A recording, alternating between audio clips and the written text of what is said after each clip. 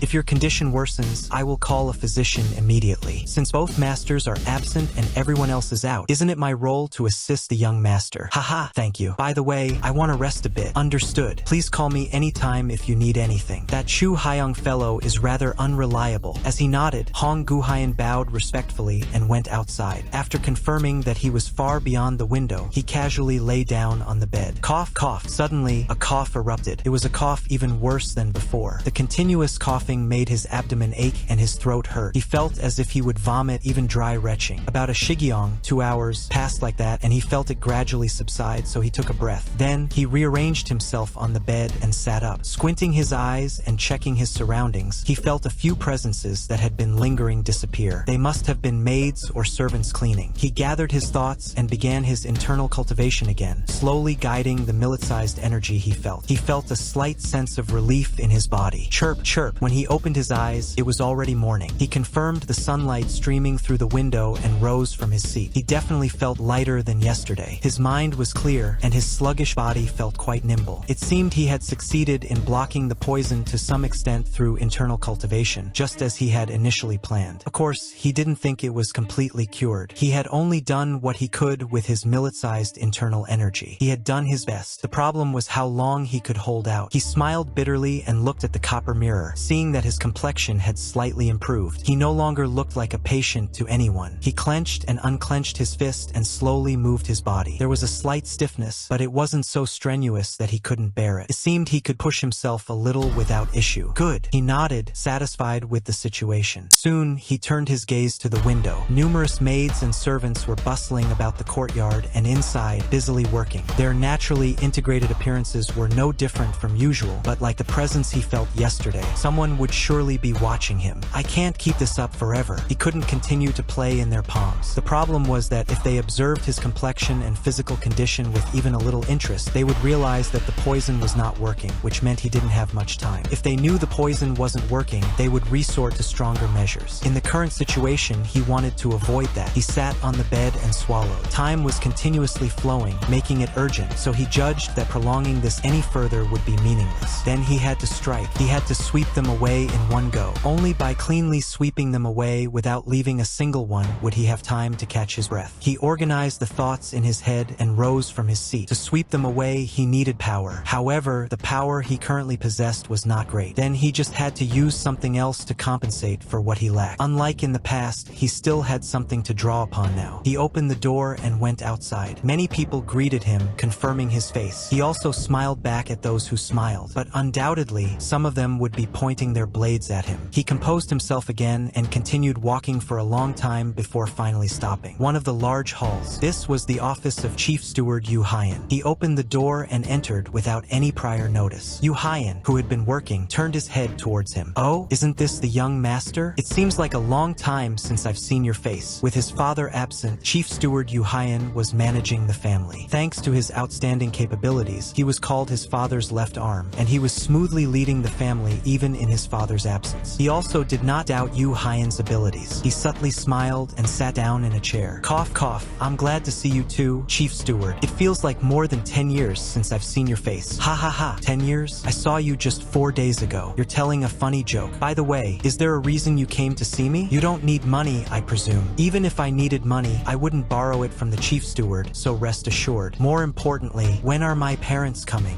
As far as I know, it will be at least another month. It might even be longer. That's because recently, bandits have been rampant in that area. He nodded at those words. Indeed, it was the same back then. The time was extended due to clashes with bandits. Thanks to that, he couldn't receive any help. Couldn't be helped. In a situation where they were deliberately obstructing, even his father wouldn't have an easy time. Perhaps you came to ask that? Cough. Do I look that idle? Ha ha ha. No, I don't think so. So, what's the main point? He silently looked at Yu Hyan, who was smiling. He paused as if thinking for a moment, then spoke in a firm tone. Please send me some guards. Only those I choose. And very discreetly. Who guards, you say? What's the matter? I will tell you later. Doubt appeared in Yu Hyan's eyes at his words. He was asking for guards out of the blue, so naturally he was curious about the reason. He might also have wondered if he was trying to show off his strength somewhere. He chuckled faintly and looked directly at Yu Hyan again. There was no right of refusal. Moreover, he had no intention of allowing time to be wasted by unnecessary curiosity. Above all, there was no way to persuade him anyway. Time was gold for him right now. I will not accept any more questions. And this is not a request, but an order as the young master.